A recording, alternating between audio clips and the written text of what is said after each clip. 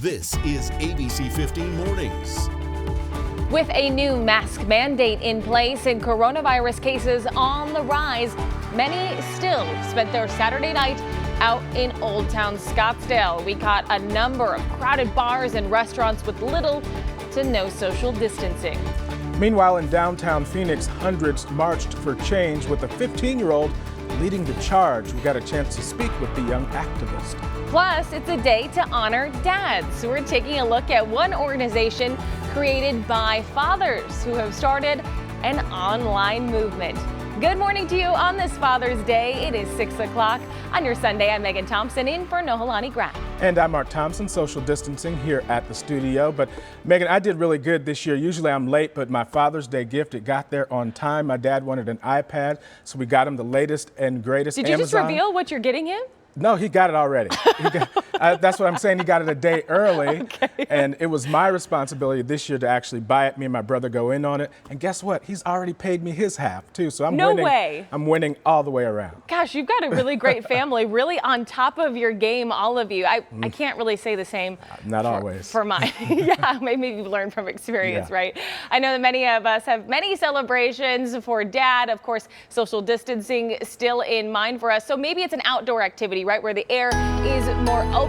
You want to make sure you're doing it in those early morning hours. Here's a look at those temperatures statewide for you if you're going to step outside. 81 degrees right here in the Phoenix Metro, 63 degrees in Payson, Quartzsite 79 degrees for you, Casa Grande 72, and 57 degrees right now in Show Low. Now, the big thing we're talking about today, if you are going to be outside, is the wildfire smoke forecast. This is showing some of the smoke that's lingering in the air and building in the air from the multiple fires that we have burning throughout our states. You can see where some of that would be in Payson, Show Low, Holbrook as well, Bartlett Lake, Apache Junction, still seeing that smoke out there. So if you have any breathing sensitivities, you may want to keep that in mind if you're going to step outdoors with that fire weather forecast. For those battling the bushfire or in that area, 105 degrees. That's what those firefighters and those folks out there will be dealing with. Southwest winds 5 to 15 miles per hour, gusts up to 20 miles per hour for you.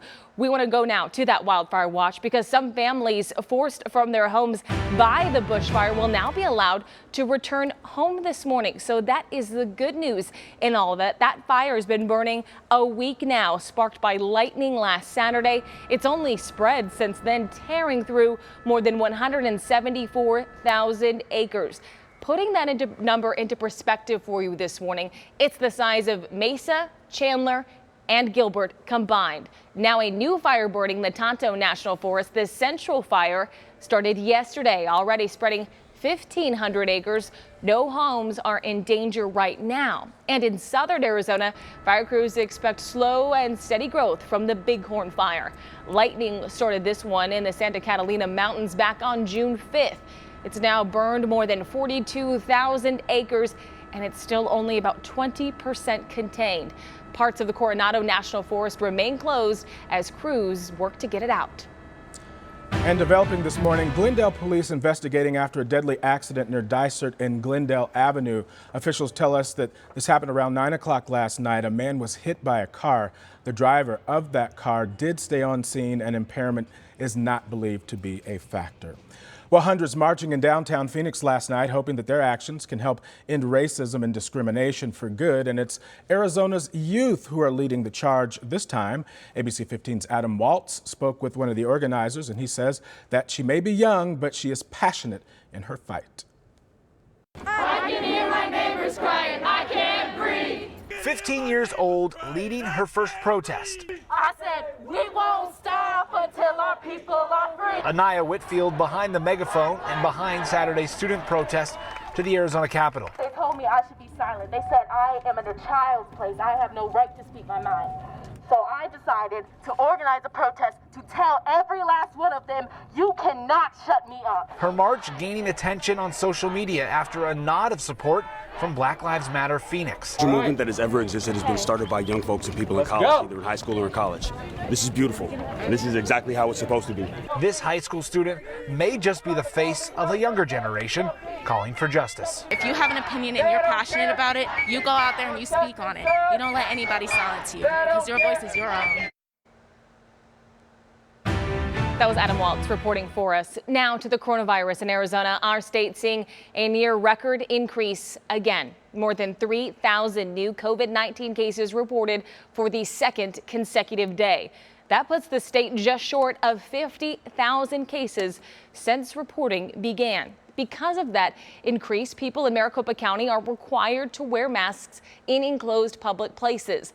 That policy approved late Friday night after several cities in the county had already mandated it. The county's decision essentially covers all of the cities that had not done so yet. So here's what this means for you. People older than 6 must wear masks in enclosed public spaces where social distancing cannot be maintained. Children 2 to 5 years old are also encouraged to wear a mask if they can tolerate it. But children under 2 are in the clear. You don't have to wear a mask if you are outside exercising or if you are at a restaurant eating or drinking. Many businesses in Scottsdale have said they'll comply with the mask mandate. But in Old Town last night, we found many people walking around without masks on. Many bars and restaurants also crowded with little to no social distancing. The increase also prompting the stay-at-home orders for residents of the Hopi Reservation. They're also enforcing a nightly curfew and a weekend curfew as well through the beginning of next month. And the Navajo Nation, they're back under a curfew this weekend. That tribe lifted weekend lockdowns late last month as cases started to decline. But Navajo President Jonathan Nez says that during the peak, they were seeing their sickest patients and sending them to larger hospitals in Arizona and New Mexico. And he doesn't want to risk hospitals running out of room. Now to a story of hope this morning. The Higley High School Booster Club working to provide a little bit of relief, sending a truckload of donations to Native communities. Many students spent yesterday packing a U-Haul full of essentials, the truck filled with everything from water to diapers, items that families are struggling to get right now. These donations will go to local tribes in the area. And now to a Father's Day story and a dad who started an online movement to defy stereotypes and show that he's really like a modern African-American man. Janae Norman has this story. Bottles, diapers, and cuddles. Portraits of fatherhood posted by the Dad Gang, a group of Black fathers and supporters shattering stereotypes and building community. The Dad Gang is an organization of active Black fathers on a mission to change the way the world views Black fatherhood. Meet Sean Williams, a devoted father of 3. 4 years ago, a woman approached him at the grocery store and commended him for sticking around. You know, we're not an anomaly, we're not unicorns. Williams realized his friend shared similar experiences and decided to rewrite the narrative on Black fatherhood by sharing the reality of their families. Being a good father means everything to me. This Father's Day, in just a few hours, dads of all races will join them in a March of Dads in Washington, D.C. They'll take to the streets in solidarity while fundraising for George Floyd's daughter, Gigi. I want the world to know that her, as well as any other child that lost their father to racial injustice, although they lost their father, they just gained 1 million more. The group hoping to empower its members by replacing negative stereotypes with positive affirmations. I am, Dad goes. Dad goes. During this historic moment in the fight for racial justice, the group is looking to the future. I hope we really change the world and change the way the world views us. Thank you, Janae Norman, for that. Dad goals for sure. Now here's a live look as we turn now to that most accurate forecast on your Father's Day. Maybe you're going for a hike with Dad. Here's the view for you. Just absolutely gorgeous. The sunrise was right around 5:15, 5:20 this morning. So the sun is still really creeping up with some beautiful picturesque views right now. 81 degrees is your temperature, winds remaining under 10 miles per hour. If golf is in your agenda, your plans today for Father's Day will stay in the 80s through most of the morning. Very warm still. And if you have a late tee time, 105 is what you're going to see into those evening hours right around 5 o'clock or so. Your sunset is 7:41 p.m. today. So the forecasted high, though, 108 degrees for us. We'll hit that right around that 4 o'clock hour. So if you have any outdoor activities planned with Dad, try to do them in those early morning hours or later on into the evening. Definitely an indoor type of day. We're going to talk about how these temperatures are going to climb to start your work week and when we see those temperatures start to trend back down. Coming up in that full, most accurate forecast. Megan, thank you. Coming up, the top federal prosecutor in New York who has investigated some of President Trump's closest associates has been fired. Plus, just shortly after that news broke, the president traveling to Tulsa for his first rally in months. We'll hear some of the harsh words that he had for the media, protesters, and Joe Biden. Now to this weekend's top headlines. President Trump has fired top U.S. Attorney Geoffrey Berman, and he's the federal prosecutor overseeing several cases involving the president's allies. Under Berman, the Southern District of New York led probes into several people with direct ties to President Trump, including his former fixer, Michael Cohen. And for months, he's been investigating the president's personal attorney, Rudy Giuliani, indicting two of his associates on campaign finance violations. They have both pleaded not guilty. We will not hesitate to investigate and prosecute those who engage in criminal conduct that draws into question the integrity of our political process. And sources tell ABC News that President Trump has been privately pushing for Berman's removal for months now. And Attorney General William Barr even asked him to resign and offered him another position in the Justice Department, but he refused. The president is the only one with the authority to fire the U.S. attorney. Well, after those reports came in, that was hours just before the president returned to the campaign trail, and he did that in Tulsa, Oklahoma. President Trump had harsh words for the media, protesters, and former Vice President Joe Biden. Now, the turnout of that event was a little bit less than expected, and the protests, they were mostly peaceful. Here's ABC's Ty Hernandez with more. Following President Trump's rally in Tulsa, protesters who'd spent the day marching around the BOK Center met with some Trump supporters leaving the speech. Witnesses say police fired pepper balls to disperse the growing crowds. Overall, city officials say it was a peaceful day. This was the president's first campaign rally, held despite growing confirmed cases of coronavirus in the U.S. Trump believes the rise isn't due to increasing illness, but increased testing. When you do testing to that extent, you're going to find more people, you're going to find more cases. So I said to my people, slow the testing down, please. 6 members of his advanced team, including 2 Secret Service members, testing positive for the virus. The smaller than expected crowds at the rally did not practice social distancing, and only a few wore face masks. The president also took aim at the presumptive Democratic nominee, Joe Biden, and the Supreme Court's decision overturning Trump's actions on DACA, something the president still considered a victory. Because they basically said, you won, but you have to come back and redo it. It's almost like, gee, come on back, your paperwork was no good. But we're going to be refiling. Saturday's rally wasn't as heavily attended as the Trump campaign had promised for the past few weeks. The Trump campaign blamed lower turnout on radical protesters and the media. Ty Hernandez, ABC News, New York. And across the country, Juneteenth celebrations, they continued into the weekend after weeks of protests for racial justice. Protesters around the nation chanting the names of Ahmaud Arbery, George Floyd, Breonna Taylor, and Rayshard Brooks, bringing more attention to the Black Lives Matter movement and that momentum making Juneteenth 2020 unlike any other before. For the first time, it's recognized as a paid holiday by companies like Nike, Twitter, MasterCard, Target, and Uber and Lyft, as well as the states of New York and Virginia. The enthusiasm more than a century after the end of slavery, bringing down statues of Confederate monuments as calls for change continue across America.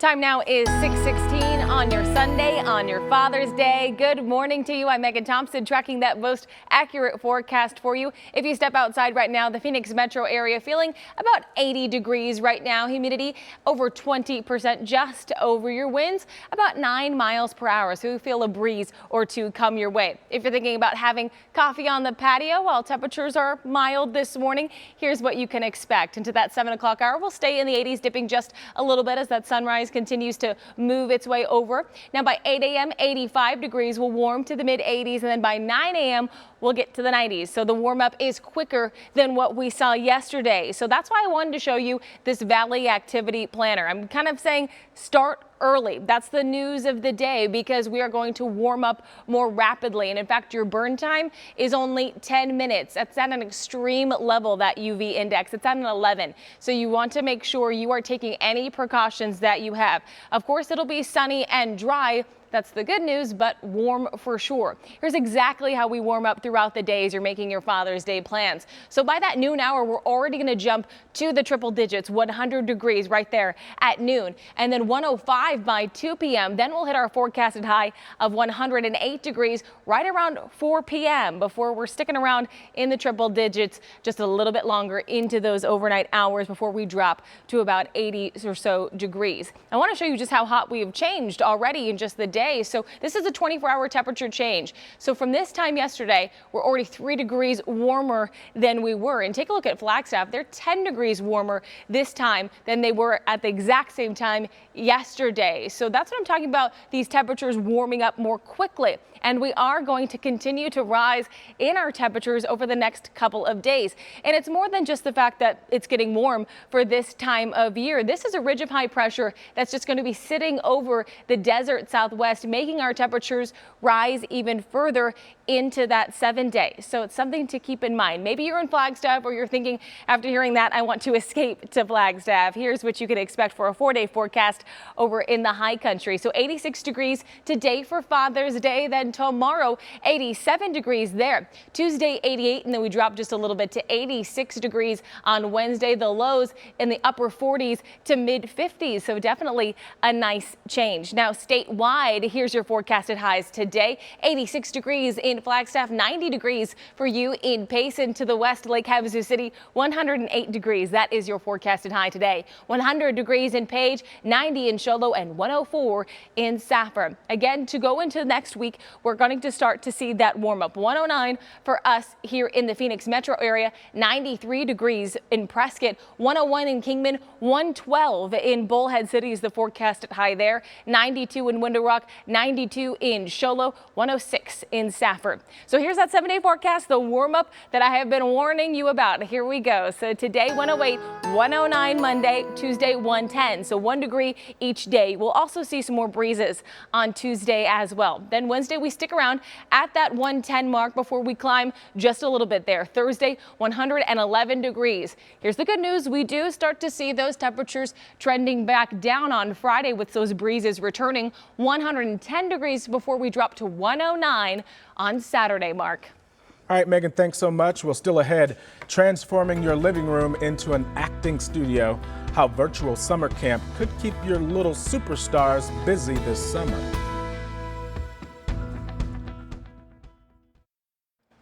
Letting kids be the star of the show, even if it's just through a computer screen. If you're looking for something for your kids to do this summer while staying safe at home, a round of applause could go to TheaterWorks Virtual Summer Camp.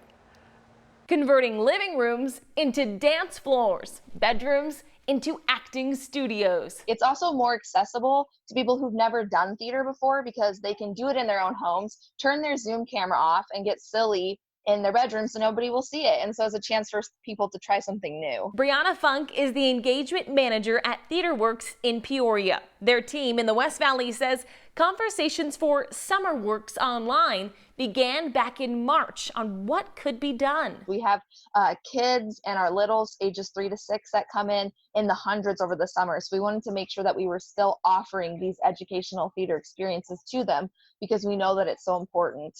And so that is where we kind of launched this Zoom summer camp opportunity. So they learned the technology and they've been practicing instruction that will now be done for kids 3 to 18 through Zoom. Walk me through some of the options that you guys have for people. You mentioned a few, some of the dance, but I know there's some really unique camps that kids can get involved in. Right. So the first one, like I said, next week is dance. And then coming up in July, we have our 3-week camp, which is really a chance for you to try out doing some acting on Zoom. We're going to be doing a play called Complaint Department and Lemonade, and it's a really funny show written for an online complaint department where people are popping in and out and complaining to each other, and it's going to be a really, really fun experience. There's also script analysis for teens, a chance to learn about Greek mythology, and introduction to improv. Do you hope some kids kind of take advantage of it if it's something they've been thinking about and not sure and a little nervous? Yeah, I think it's definitely a great way to introduce yourselves to theater or even dance. Take one class. We have classes that range 3 weeks. We have classes that range 1 day. So there's something for everybody, all ages. Next July, we have our age 3 to 6 camps that start as well. With a buddy, they can create their own play and have some craft time. And so that's another way for parents or older siblings to engage with the youngers over the summer and for them to have some theater experience. And very exciting, we are launching at the end of June an adult dance workshop. So for you adults who've never done theater that want to try something new, this is the perfect time to get in there and get your groove on, doing some dance. Funk says they're keeping class sizes small, so you want to register as soon as your child finds something that sparks their interest. We have the link to do so in this story on abc15.com/rebound. Great job there, Megan. And because of COVID-19 cases, stores had to make some dramatic changes, and now they're starting to get back to business as normal. And some good news for shoppers out there. Some places, they're getting ready to bring back something popular among customers, Costco, announcing that they're bringing back those food samples. Yay, yay, yay. They're known for being very popular with customers, but they were shelved when the pandemic hit. But it will now be hitting the aisles again in the coming weeks. When we see a little bit of easing happening, consumers and shoppers are more willing to go to those stores because they know it's a little bit more restrictive and they feel safe. Target also announcing that it will be accepting returns again soon, and Kroger expanding store hours, but not all retailers ready to get back to normal. Apple, for instance, announcing that it's closing 11 stores in 4 states due to an uptick in cases. Well, here's a question that a lot of people are asking right now. What is the proper mask etiquette? Coming up, doctors explain why it's important to voice your concerns to those who are not taking the precautions. Plus, a popular summer getaway is reopening, but you want to know about the restrictions before you hop in the car for a long weekend drive.